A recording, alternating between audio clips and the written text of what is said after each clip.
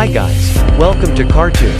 When Mercedes-Benz CEO Ola Kalenius unveiled the 2022 EQS in April, he described it as a defining moment for the world's oldest carmaker. We're numb to hyperbole when it comes to car launches, but in this case it's hard to argue with the 52-year-old Swede who has wasted little time steering the company deeper into the electric vehicle market.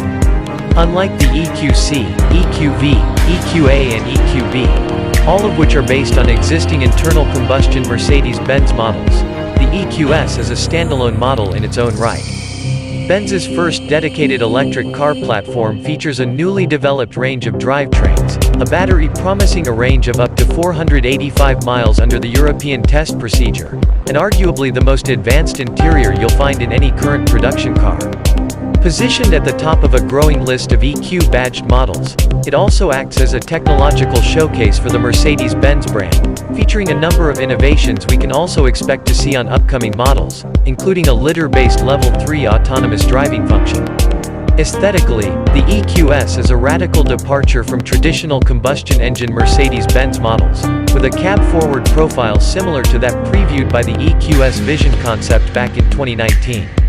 Distinguishing exterior elements include a black grille, a pair of angular headlamps available with what Mercedes calls digital light, which has matrix projectors with 1.3 million pixels in each headlight that can be used to project warning symbols onto the road surface or for some startup theater, and a horizontal light bar across the leading edge of the hood.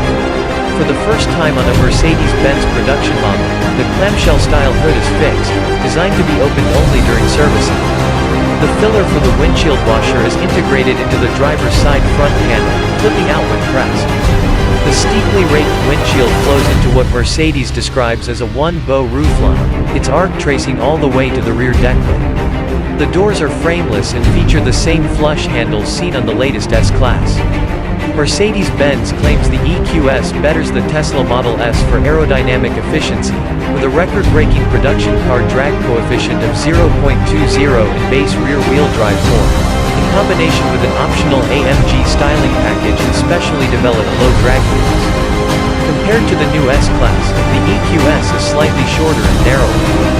It rides on a 126.4-inch wheelbase, which is just 0.2 shorter than that of its combustion engine stablemate, giving it relatively short overhangs and a very roomy interior. The EQS's aluminum-intensive platform supports two drivetrain layouts, either single-motor and rear-wheel drive or dual-motor, all-wheel drive. The electric motors, produced by Valeo Siemens E-Automotive, are mounted low within a subframe at the front and within the axle assembly at the rear.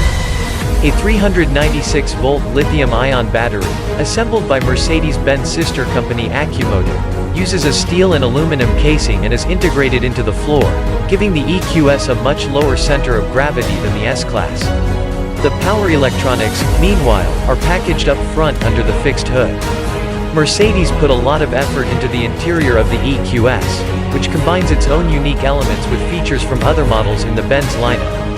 The standard setup brings a layout similar in appearance to the latest S-Class, with 12.3-inch digital instrument display and a 12.8-inch infotainment screen, in combination with a multi-function steering wheel featuring touch-sensitive controls on the upper spokes.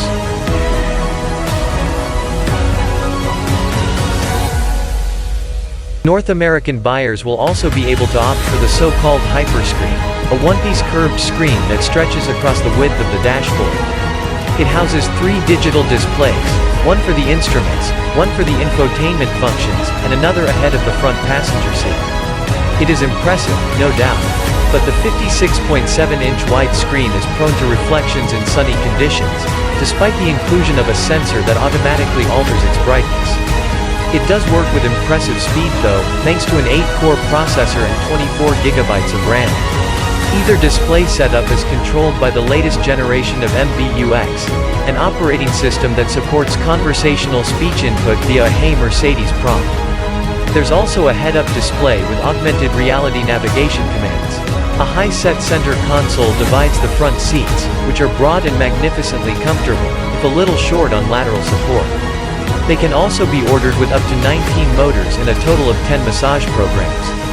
Although Mercedes-Benz says the EQS has a flat floor, there is a slight rise in the middle of the structure to increase stiffness.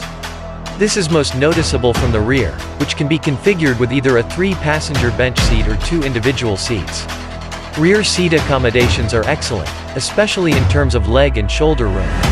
While the EQS does without a front storage compartment, its 22 cubic feet of trunk space is more than that offered by the latest S-Class. Dropping the split-fold rear seats extends cargo capacity to 63 cubic feet. The EQS launches with 2 models.